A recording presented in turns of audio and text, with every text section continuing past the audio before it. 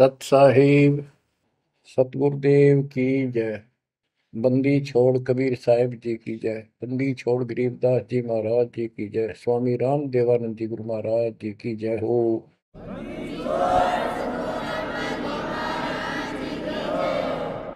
सर्व संतों की जय, सर्व भक्तों की जय, धर्मी पुरुषों की जय। श्री काशी धाम की जय, श्री सुडानी धाम की जय, श्री क्रोथा धाम की जय, श्री बरवाड़ा धाम की जय।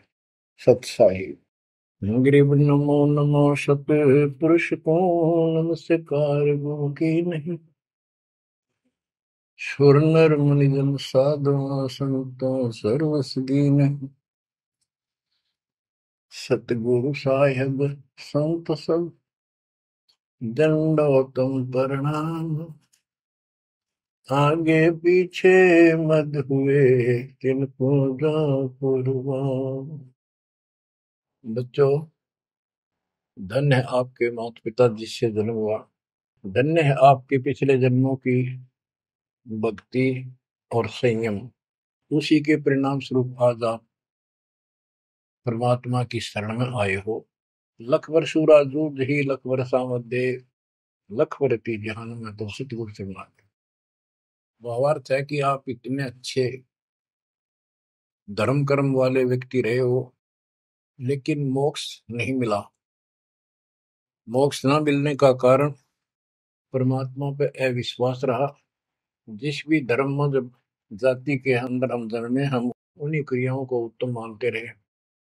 परमात्मा के ज्ञान से प्रेरित होकर कुछ दिन भक्ति जरूर की, लेकिन एक से अनेक अधिक नहीं थे हम, फिर हम रह जाते थे।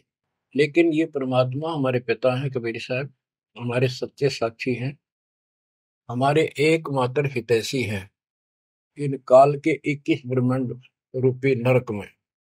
बच्चों, आज कबीर साहब कहते हैं झूठे सुख को सुख है ये मान रहा मनमोद, ये सकल कभी ना काल का कुछ मुख में कुछ क्रोध। हम इस झूठे सुख को सुख मान रहे हैं। थोड़ा सा धन हो गया, कार कोठी होगी, बेटा बेटी होगी, और फिर सारा दिन बकवादों से अतिरिक्त कुछ नहीं सोचता। धन जोड़ लो, हेरा फेरी कर लो, और अधिक पैसा हो जाता है, राजनीति में आ जाओ, यानी मई माँ की भूख बनी रहती है। और ये हमारे जन्म मरण का मुख्य कारण है। जैसे आप धर्मदास जी के प्रसंग में सुन रहे हो, कितनी तड़प थी, कितना धन था, लेकिन कुछ भी बन ले, राजा बन ले, महाराजा बन ले, सेठ बन ले, और कहे गरीब निर्धन बन। अब निर्धन को तो वैसे संतुष्टि नहीं, वो चाहता धन चाहिए। धन है तो सुख है। जिसका संतान नहीं है वो चाहता संतान है तो सुख है। कोई चाहता है भी सेठ धनवाला सोचता है कि मुझे कोई सुख नहीं। सुख तो इन राज्य महाराजों को होता है। राज्य महाराजों को सपने में भी सुख नहीं होता। बच्चों, यह बात जिस दिन आपके हृदय में बैठ जाएगी कि ये सुख है ही नहीं, रात को भी नींद नहीं आती इन राजाओं को, नेताओं को। लेकिन कुछ दिन कमांड चलती है इनकी, इसी में फूले रहते हैं। फिर ये भी सोचते हैं कि स्वर्ग में सुख होगा। स्वर्ग के राजा इंद्र, वो भी महादुखी, 24 घंटे टेंशन रहती है, कोई तप करके और तेरे इस राज ने छीन ना ली। स्वर्ग का राजा नीचे यज्ञ करके या तप करके बनता है, और उसमें एक शर्त होती है कि तेरे शासन के दौरान, तेरे शासन काल में यदि कोई पृथ्वी पे ऐसा तप कर लेगा जो खंड ना हो, कुछ समय निर्धारित है, और 100 अश्वमेध यज्ञ निर्बाध कर गया, तो तेरी पदवी को छीन लिया जाएगा, उसको ये पद दिया जाएगा। तो बच्चों, उस राज को बनाए रखने के लिए इंद्र कति हद भी पार कर देता है, अति कर देता है, इज्जत बेइज्जती का सवाल भी नहीं रहता। एक प्रसंग आता है, मार्कंडे गोसाई तपस्या कर रहे थे बंगाल की खाड़ी में। इंद्र को पता चला कि एक साधक मार्कंडे बहुत जबरदस्त तप कर रहा है, और कुछ दिनों में उसका तप संपूर्ण होने वाला है। और तेरी गद्दी जाएगी। उसने अपने देवता गुप्त रूप में गुप्तचर छोड़े होते हैं। इंद्र ने अपनी पत्नी भेजी उसका धर्म खंड करने के लिए। कति अंत हो जाता है आदमी जब अपनी पत्नी को पर पुरुष के पास भेजता है, यह कति गिरावट की अंत आ जाता है। इतना जलील होना पड़ता है इस राज्य को बनाए रखने में, और वो भी हार जाती है। फिर इंद्र जाता है। ये लंबी कथा है, फिर कभी बताएंगे। मार्कंडे ऋषि इंद्र की पदवी को टारगेट करके तप नहीं कर रहा था। ये ऋषि क्या करते रहते हैं, ओम नाम का जाप करते हैं और तप, ये दोनों करते हैं। तप तो इन्होंने ब्रह्मा जी से लिया।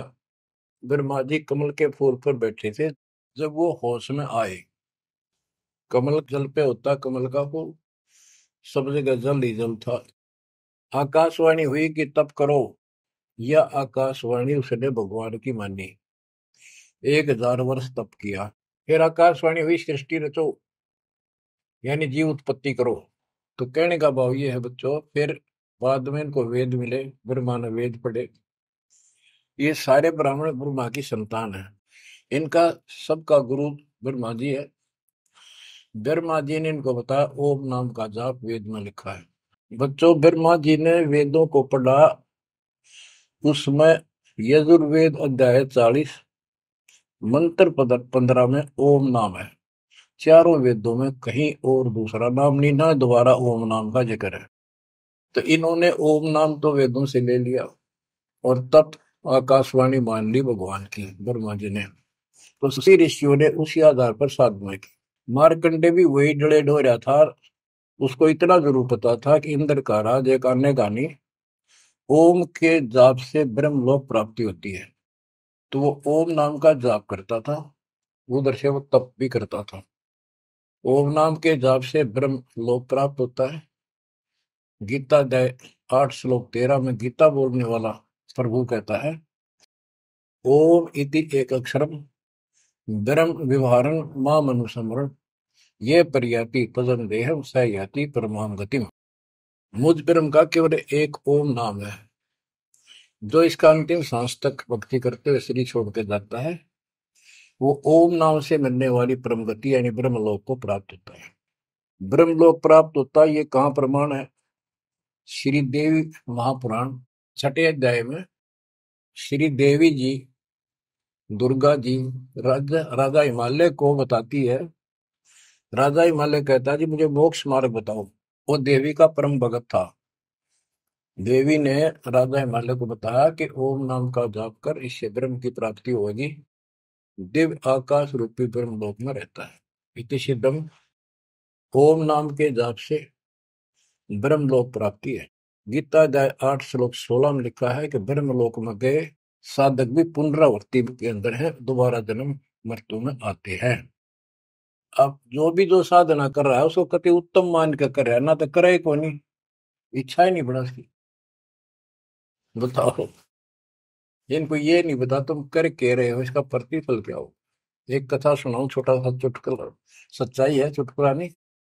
उदाहरण, दास के पास एक बहन अपनी दूसरी बहन को लेके आई। उसका पति शराब पिया करता और रोज पीटे, झगड़ा रखे। तो जो लेके आई थी उसका पति भी इतना नालायक था। परमात्मा ने दया करी, वो सुधर गया और तगड़ी भक्ति करने लग गया, खूब सुधर गया, चर्चा होगी गांव में। तो वो बहन बोली जी मैं तो अपनी बहन को देख के आई हूँ, इसके तो सारे सुख हो गए। मैं बेटी आपके भी हो गए, आपको ये हमारी मर्यादा का पालन करना पड़ेगा। वह बोली जी मैं ये व्रत ना छोड़ दूं, 16 शुक्रवार के व्रत करती हूँ। 16 शुक्रवार के व्रत करने हैं, वो तो 5-6 हुए हैं मेरे। मैं बोला हमारा नाम लेना बेटी वो सब त्यागने पड़ेंगे। ये व्रत रखते किस उद्देश्य से है, कि लाभ होगा आपको। फिर पता लगा, बताई थी किसी ने, अब तेरा पति शराब छोड़ देगा। मैं बोला पहले 16 शुक्रवार व्रत के प्रतिफल बताऊं के उसे, इसका लाभ क्या है। ये आन उपासना, ये डले ढोने वाले क्या बताते हैं कि एक बहन का पति परदेश में गया था और वो 2-3-4 साल तक आया नहीं।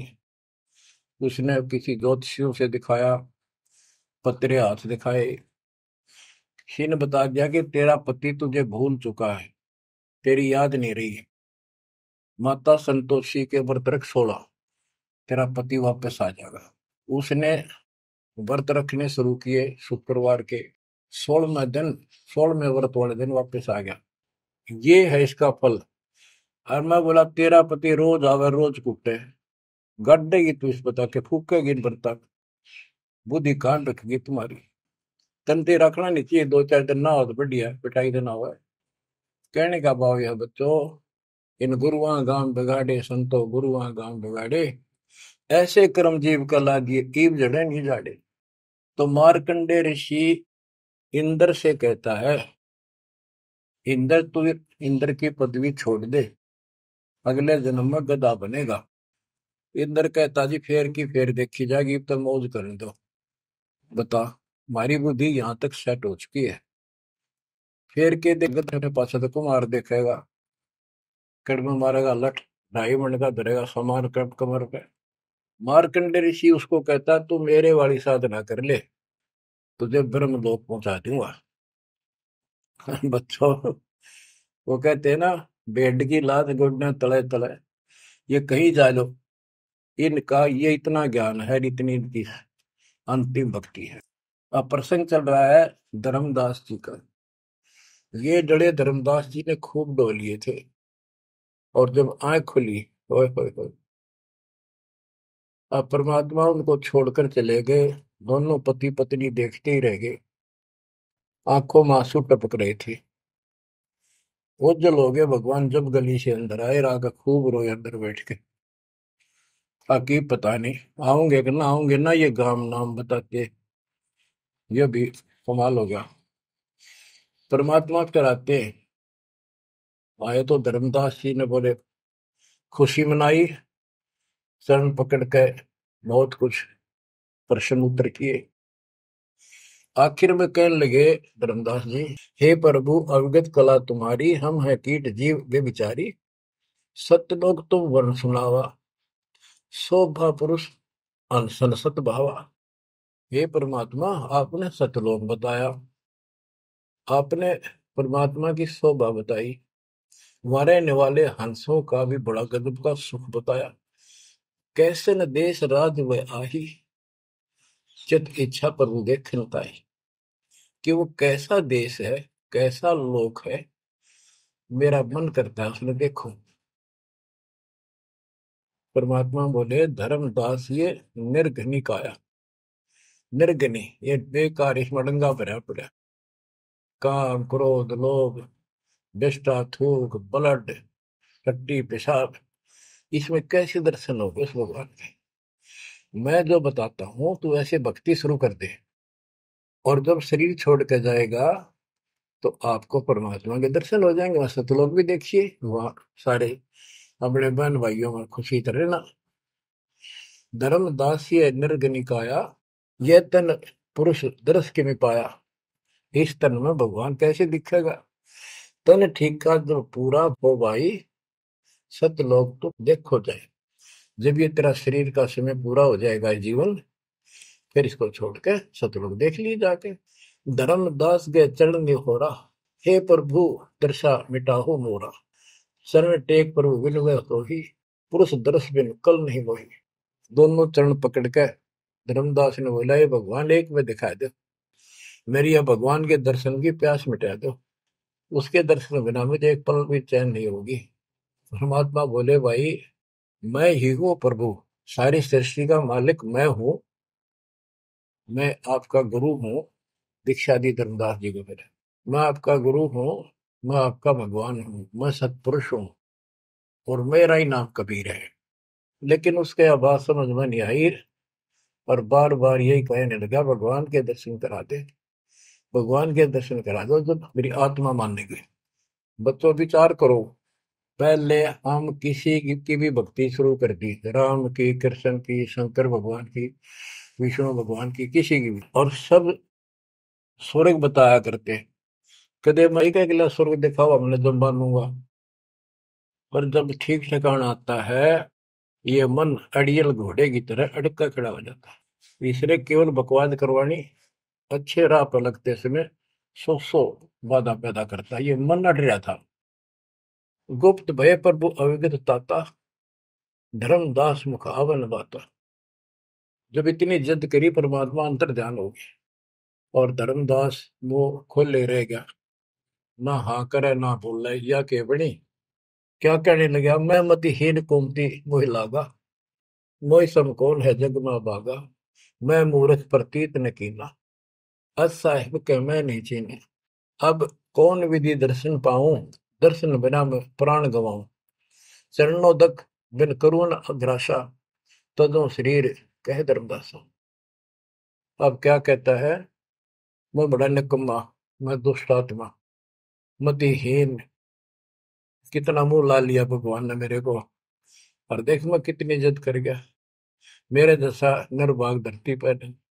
मैं मूर्ख, मैंने भगवान पर विश्वास नहीं किया, फिर रोआ बुरी तरह। इस मन की यह गंदी आदत है।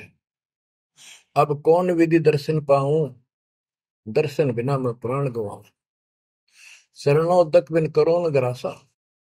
जब लग उनके चरण धोकर नहीं पी लूंगा मैं, अन्न नहीं खाऊं, तजो शरीर कह धर्मदास, नहीं तो मरूंगा।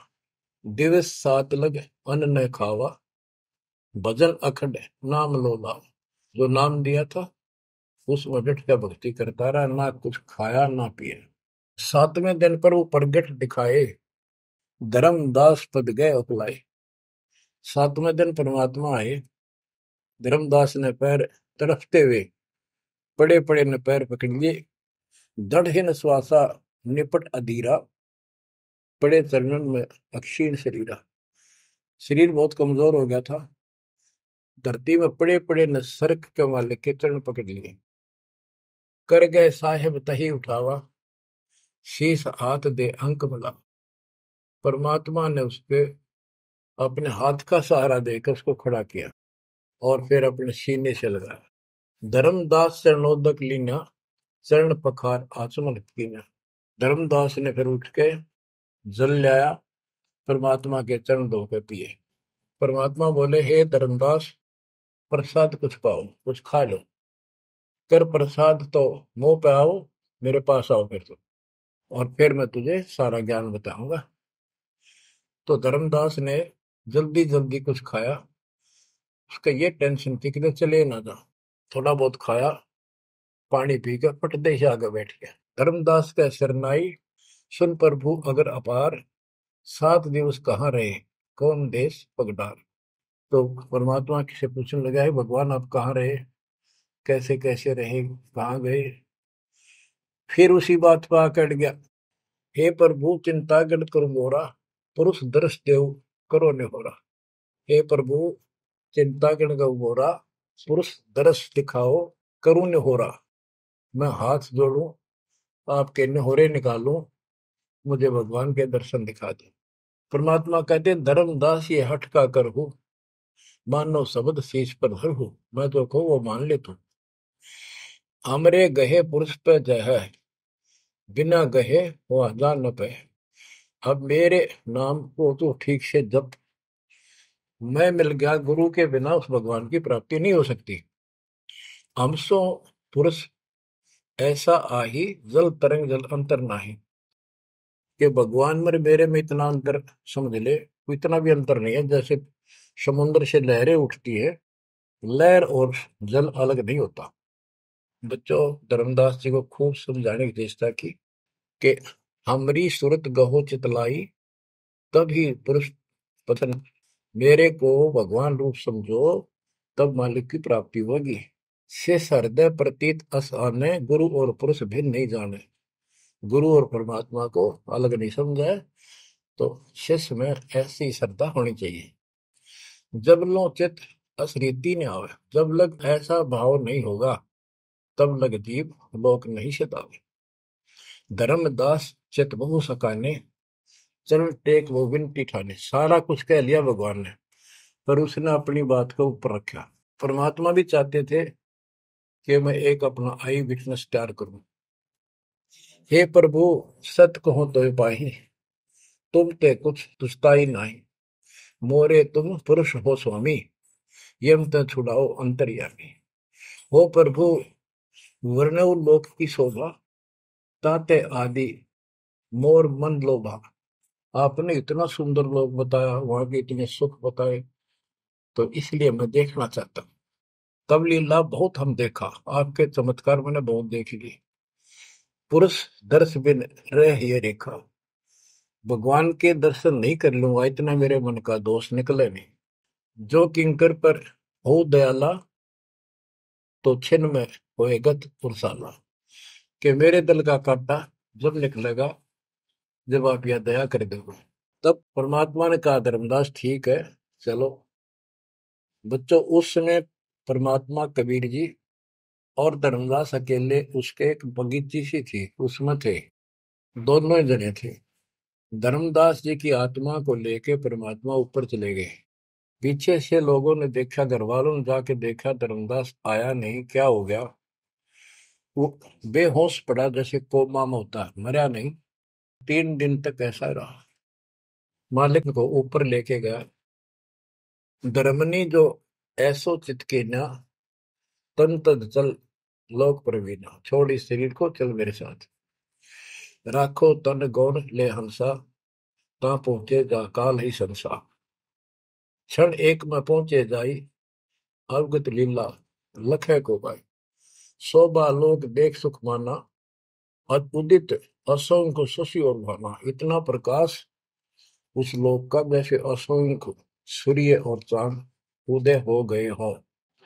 परमात्मा कबीर जी जिंदा बाबा के रूप में थे।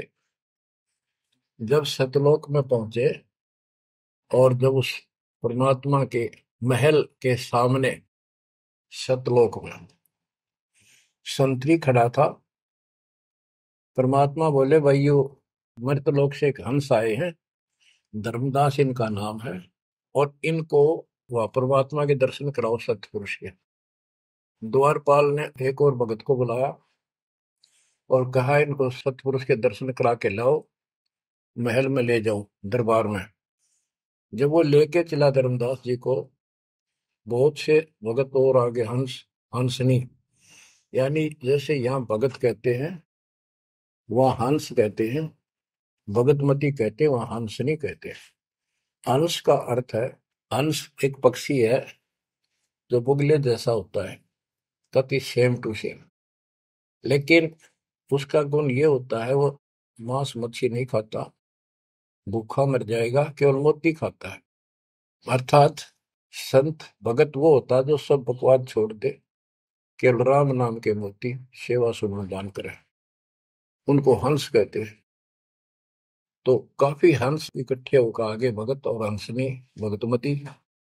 बच्चों जैसे दास बताता रहता है, जो बच्चे स्कूल में सुख लेना चाहते हैं और वहां बकवादों में लगे रहते हैं, वो सदा दुखी होते हैं। अपनी पढ़ाई पूरी करके बढ़िया नौकरी मिल जाए, फिर नाचो गाओ, वहां सुख लो सारा। नाचने गाने का मतलब यहाँ पृथ्वी लोक पर रहना नहीं। भाव ये है कि जब आप सतलोक चले जाओ तो वहां मौज करियो सारी है। यहाँ काहे का नाचना और कित का गाना, एक पलक में पता नहीं क्या हो जाए। तो जैसे सतलोक में दूसरे धर्म वाले कई कहते हैं, जो सतलोक की महिमा बताते हैं कि सतलोक में प्रकाश ही प्रकाश है, वहां और कुछ है ही नहीं। वो आत्मा उसमें ऐसे मिल जाती है जैसे बूंद समुद्र में। ये पूरा राधा स्वामी पंथ, सच्चा सौदा वाले, सरसाले, गुरुदेव वाले और भी सब इस यह रटला रहे, वहां कुछ नहीं है। और आंखों देखा धर्मदास क्या बताता है, वाणी पढ़ता हूँ, ये वैसे लिखी हुई है पुराने समय की, शुद्ध नहीं है इतनी, लेकिन अर्थ गजब का है इसका। कहते हैं, जित देखा जगमग झलका ही, देखत हर्षित भय ही भाई। धर्मदास ने जहां देखा इतनी सुंदरता प्रकाश में गजब का नूर चमक, देख देख खुश हो रहा है। द्वारपाल हंस जो रहिया, ता में एक हंस से कहिया, ए हंस तुम जाओ लेवाई, पुरुष दर्श दे आनो भाई। इसको धर्मदास को ले जाओ, परमात्मा के दर्शन करा के वापस यहीं ले आना। चले लिवाए पुरुष तब पैजहा, अचानक हंस वो आए तब ही, वहां बहुत से अचानक और हंस आगे वक्त।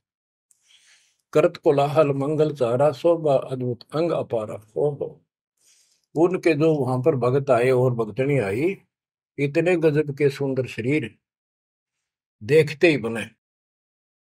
उनके गले में रत्नों की माला और जगमग दे, बहुत गजब का, बहुत सुंदर कपड़े पहन रखे, अमर चीर शोभा धर्माए। अनसन भाल शोभा के वर्णो।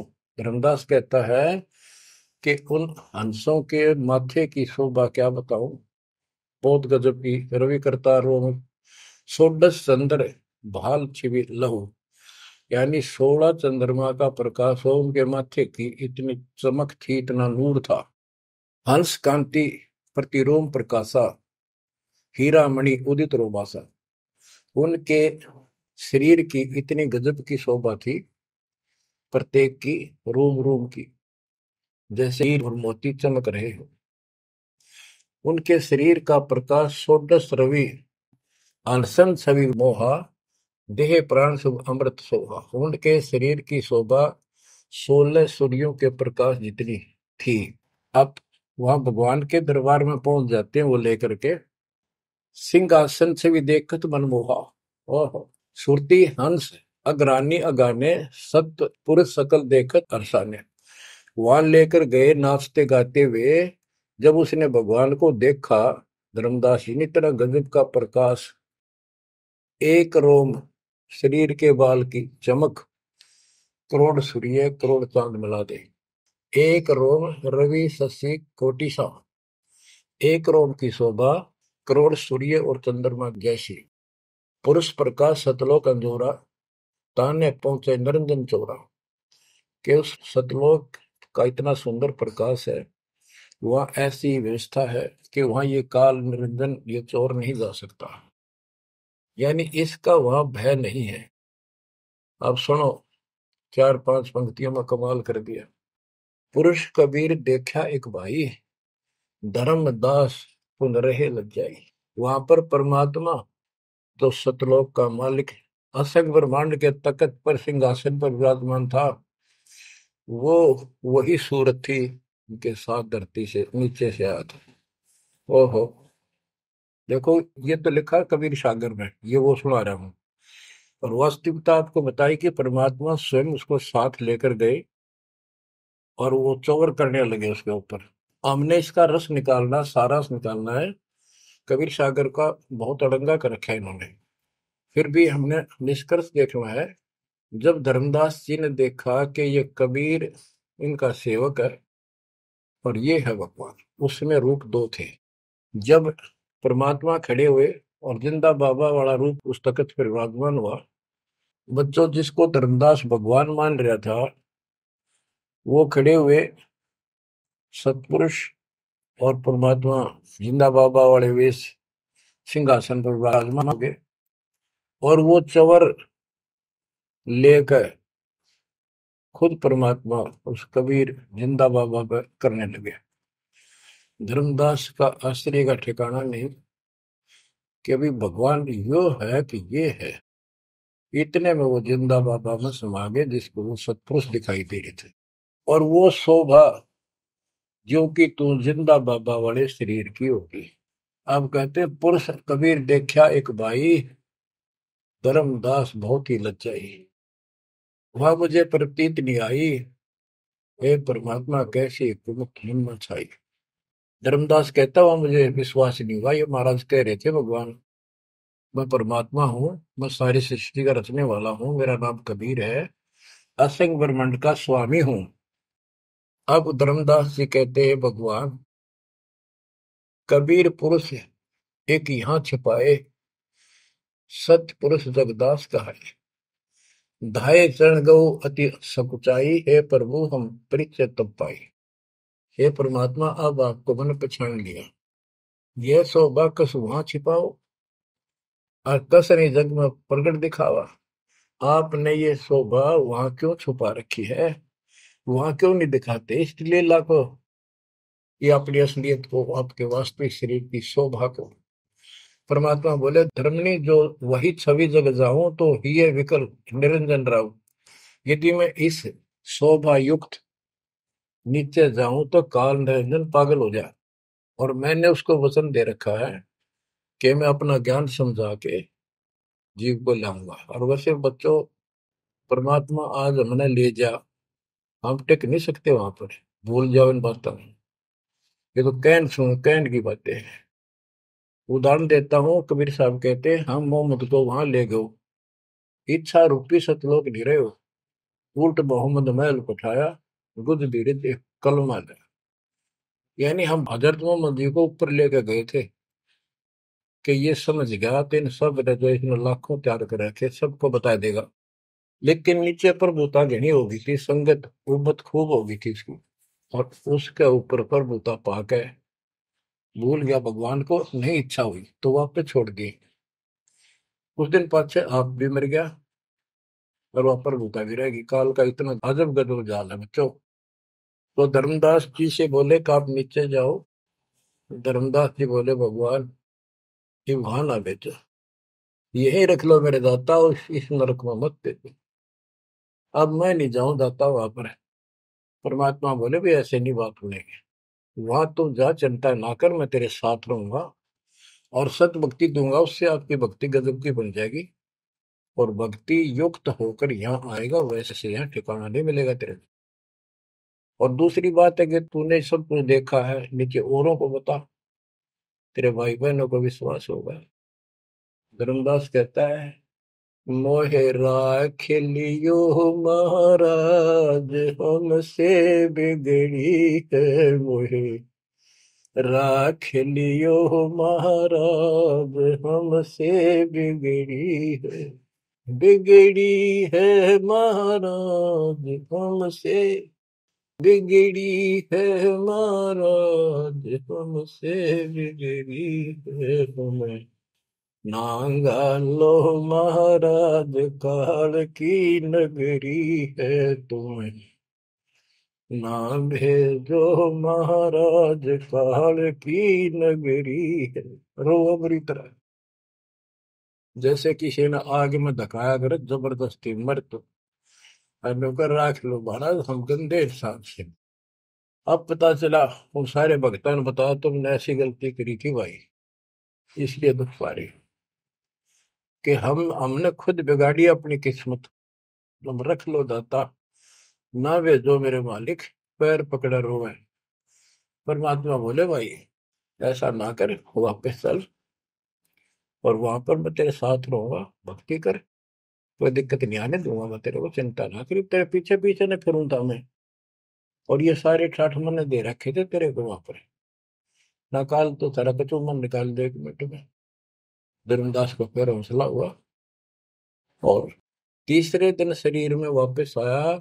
आसपास सारे रिश्तेदार भी आ गए 3 दिन में, सारा गांव क्यों सेठ था, पैसे वाला था, लोग सुगरदे बैठे, ना मरता ना जिंदा, इसका क्या हाल हो गया। परमात्मा ने बताया मैं काशी में हूँ, एक जुल्हे का काम करता हूँ, मेरा नाम कबीर है, मेरा गुरु रामानंद जी है, स्वामी रामानंद, जो वहां के प्रसिद्ध संत हुआ करते थे। धर्मदास जी सचेत हुए, उठे तो देखा चारों तरफ हाहाकार में, चारों जिंदा हो गए तो एकदम खुशी की लहर आ गई। आमनी भी रोए तो वो कहने लगा क्या हो गया तुमको। तो बोले आप तो मर गए थे, ना मरो थे ना जियो थे, अचेत पड़े थे, बेहोश थे, हमको टेंशन हो गई थी कि मरेंगे। तब उसको विश्वास आ, नहीं तो स्वप्न मानना वो, ये मन इतना दुष्ट है, इतना उल्टा चल रहा है, जब ठीक ठिकाने की तरफ चलता है जीव, परमात्मा कसर नहीं छोड़ते, ये उसका बाप है। तो तब धर्मदास को विश्वास हुआ रे तेरे की, सचमुच में तो सचखंड गया, सतलोक गया था। फिर उनको बताने लग गया सारी, मैं वहां गया था, सतंदा बाबा भगवान है, खुद है, सारी सृष्टि के रचने वाले हैं, ब्रह्मा विष्णु महेश, तब उनके सामने कुछ भी नहीं है। वो रिश्तेदार आए थे तो चले गए, पागल हो गया, भांडन दे, जिंदा हो गया शुक्र है। लेकिन जिसका लागे वो तन धर्मदास काशी पहुंचे और देखे दुल्हे के रूप में बैठे वह सूरत क्यों की तू चरणों में पड़ गए। आसपास के कॉलोनी के लोग आगे बुलाए, बताओ पूछे कौन है ये? धर्म सेठ है, ऐसे ऐसे काशी का प्रसिद्ध सेठ है, नवा का बांधवगढ़ का। और सब नौके देख किसी पागल हो रहे लोग इस नीरू के पुत्र को भगवान मानते हैं, इनकी अकल पर पत्थर पड़ी। यानी जुलाहे भी ये बात बोले, जो देखा वो यही कहे। धर्मदास जी ने चरण पकड़ कर छोड़े नहीं, परमात्मा गलती बहुत होगी, हे दयालु माफ करो। जब परमेश्वर ने उसको कहा, बच्चा तेरा दोष नहीं, इस काल ने सबकी बुद्धि फेर रखी, और जो भी ये सारा संसार आपको दिखाई देता है ये कुछ भी नहीं है। एक सेकंड में मृत्यु हो जाती है इंसान की, और फिर कुत्ते गधे बनाकर छोड़ देता है। इसने तो सच्ची भक्ति करने नहीं देनी, या सच्ची भक्ति या जैसी भी आस्था मैं ही जीवों की बनाए रखे हुए हूँ। उस टाइम तो धर्मदास जी सारी मान्य था, वो बात ही नहीं रही। अब परमात्मा बोले, धर्मदास आप अपने घर जाओ, और बच्चा मैं वही आऊंगा तुम्हारे पास। धर्मदास बोला, जी आइयो, मेरा बेटे ने भी समझाइयो, और आमनी ने भी सतनाम दियो, बेटा भाई मैं आऊंगा पक्का। धर्मदास चले गए, परमात्मा वहां आमनी को नाम दिया। और धर्मदास जी बोले, जी मेरा एक पुत्र है नारायण दास, उसको भी समझाओ। धर्मदास जी ने नारायण दास बुलाया, क्या आजा भाई, गुरु जी आए हैं, भगवान आ रहे हैं। बैठ गया। परमात्मा ने जो ज्ञान सुनाया उठ के चल पड़ा। फिर बुलाए तभी नहीं आया। अगली बार भगवान ने खूब कह लिया, बुला लिया भाई, तेरे बेटे ने नाम दे दूंगा। धर्मदास गया, बेटा आजा, नारायण दास कल्याण हो जाएगा। काल के जाल में फंस गई। वो कहता, पिताजी आपकी मति मारेगी, इस जुलाए ने आपको बुद्धि भ्रष्ट कर दिया। देवताओं को छोटा बताता है ये देवताओं की निंदा करता है, मैं न इसके दर्शन भी करूं। धर्मदास ने खूब कह लिया, पर लड़का मानना नहीं। धर्मदास जी रोने लग गया, महाराज के कर्म मांग, दाता एक का पुत्र मेरा हरिकाल के मुंह में जागा, दया करो दाता, इसको शरण में ले लो दाता। हे भगवान मैं बहुत दुखी हूँ। परमात्मा बोले, बेटा मैं समझाऊं तू समझावे, और इसकी माँ समझावे, कि तुम्हारे से ज्यादा इसका हमदर्द कौन हो सकता है। जब ये आपकी नहीं मानता तो भाई इसको छोड़ दो। ये महाराज इन्हों के छेड़ा जाता है, ये महाराज समझाओ इसने। परमात्मा बोले, भाई यो काल का दूत भेज रखा तेरे घर पे, तेरे कति चौगरते तो बांध रखा तू, या बात मान ले मेरी। अब काल का दूत का धर्मदास का दुख हुआ इस बात का। आए इकलौते पुत्र ने भगोरू जी काल का दूत क्यों बतावे हैं। परमात्मा बोले कि तेरा बेटा कहां पर है, उसको एक बार ले आया यहाँ पर। धर्मदास बोले, बेटा चल, तो कुछ ना सुनिए, बैठ जाओ बस। वो आ गया। परमात्मा ने उसकी तरफ ऐसे आशीर्वाद वाला हाथ किया, और धर्मदास से बोला, देख ये है तेरी बॉडी के अंदर, इस शरीर के अंदर यू काल बैठा। उसका शकल देखी उसने छोरे के अंदर से, वो वास्तविकता थी उसको काल के दूत की। ओछा माता, लंबे दूत, विकराल शरीर। परमात्मा बोले, यू बैठा इसके अंदर, यू काल का दूत है, ये कभी भी नाम नहीं लेगा, ना तेरे साथ चलेगा। जब धर्मदास बोला, नारायण दास है, जा बेटा जा, जा कर ले काम, कर ले काम। चरण में पड़ गया, भगवान मेरा तो बीज नष्ट हो गया, हे भगवान मेरा तो वंश ऊपर चला गया, बताइए काल पैदा कर हो गया मेरा तो। परमात्मा बोले, वंश ने के चाटेगा, तू पीछा छुटवा ले यहाँ से बेटा, क्या करेगा इस वंश का। ये तो काल खाई खुराक का, पहन पोशाक का, यम का बकरा पड़ता है, लेकिन हमारे तो रंग चढ़ रहा है। लोग के कहेंगे, फलाना के कहेगा, संतान ना हुई तो संपत्ति ने कौन लगा, कई बीमारी बांट रखी है, कई रोग ला रखे काल। परमात्मा बोले, ठीक है, तेरे को मैं अपना बच्चा, अपना हंस भेजूंगा, और आज से 1 साल के बाद तेरे घर में पुत्र उत्पन्न होगा, उसका नाम चूड़ामणि रखना। उस समय बताते हैं धर्मदास की उम्र 80 साल की हो चुकी थी और आमनी देव भी वरदौलिये थे।